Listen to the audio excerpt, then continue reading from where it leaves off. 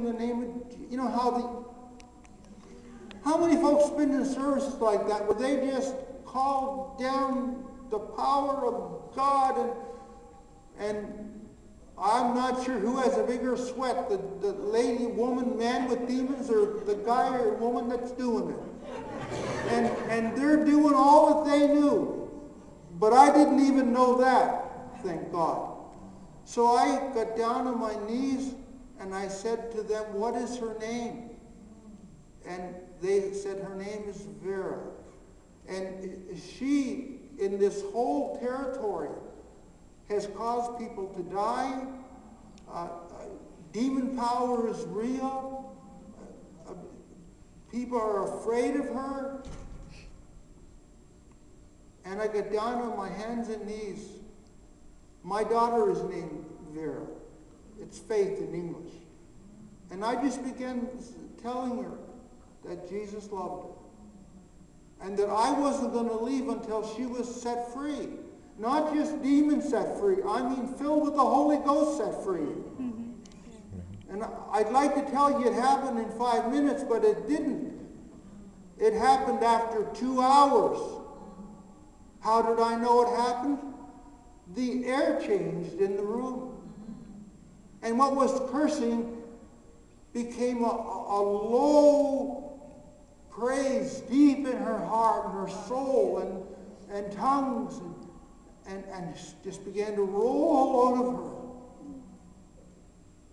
And none of you theologians come and see me afterwards.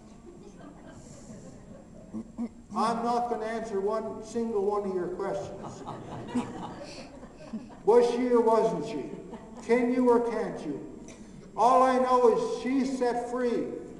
And you know how I know it? It's because 2 years later, or a year later, I was minding my own business, having just preached in a stranger's church, and as I walked in, the pastor said, "Oh, you're here, Ron. Goodbye." And he took off on me.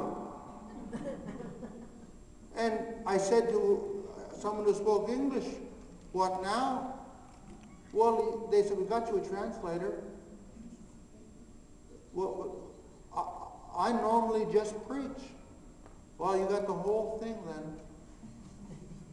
We managed to muddle through a couple choruses. My musical ability is so bad that if you started singing a chorus that I've sung 10,000 times, I wouldn't know what it was.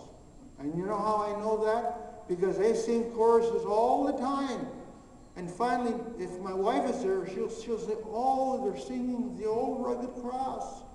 And I would say, "You know, that sounded familiar." But I couldn't put my finger on it.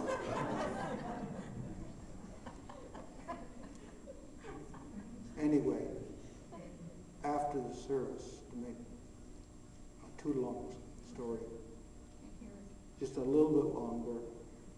For those that have roasts in the oven, I'm sorry.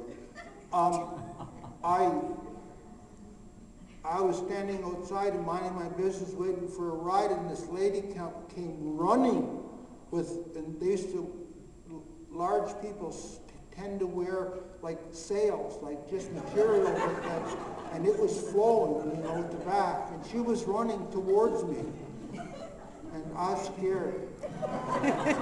So I had a translator. He honestly was 5'6". And I said, "Stand in front of me." And he said, "Nobody pays me that much." So I just took him, grabbed his shoulders, and plunked him in front of me. 10 minutes later, when we were back up on our feet, she said to me, "Don't you recognize me? Don't you know who I am?" And I said, "No, ma'am." And I'd hoped that was the right answer. And she said, 2 years ago I was in an outdoor service, and I came to bewitch you. And they carried me away. And all I remember of the confusion and all the screaming all around me was this clear, clarion voice of Jesus telling me that he loved me and telling me that he would never forsake me. Never forsake me. And she said, I closed my eyes this morning and you were that voice. But how can you be? You're human. But I would never forget that voice. And then I trembled. I trembled to know that God can use us to an extent that people can even think that we are him, or at least his voice in his name.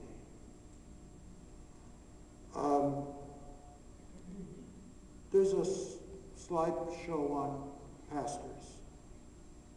And I'm just going to go through them. I was going to say next slide, just real fast. The pastor who is the leader of the largest mission in, maybe the second largest mission in the Ukraine and south of Russia is Pastor Valery.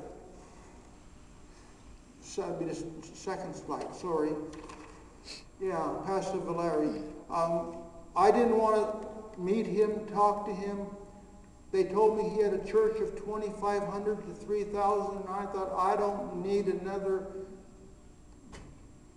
someone like that to help, and told me all the ministries that he did, and he has about 100 ministries.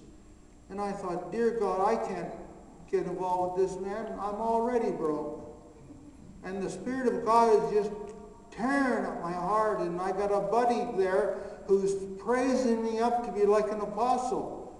And all I want him to do is shut up. and finally, I don't think it was me. But all of a sudden, out of my throat came this word. Oh, okay. And he jumped up out of his seat, ran over to where I was sitting.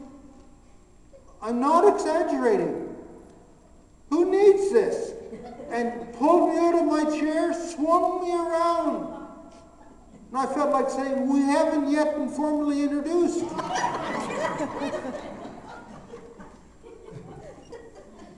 And he was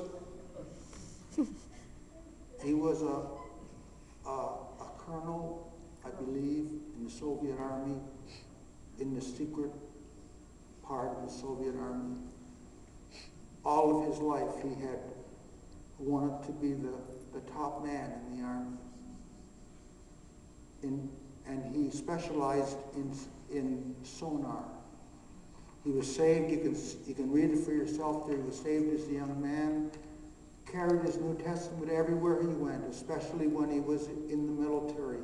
And people would complain and complain, other officers, and the general would say, well, do you know what he's doing? No. Do you know, can you explain the geophysics of what he's doing? And no, nobody does.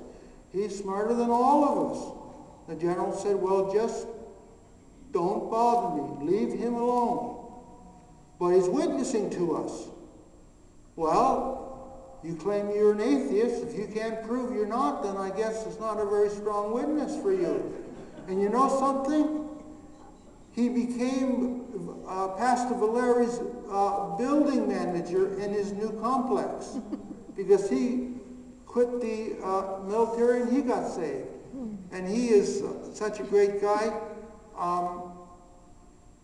And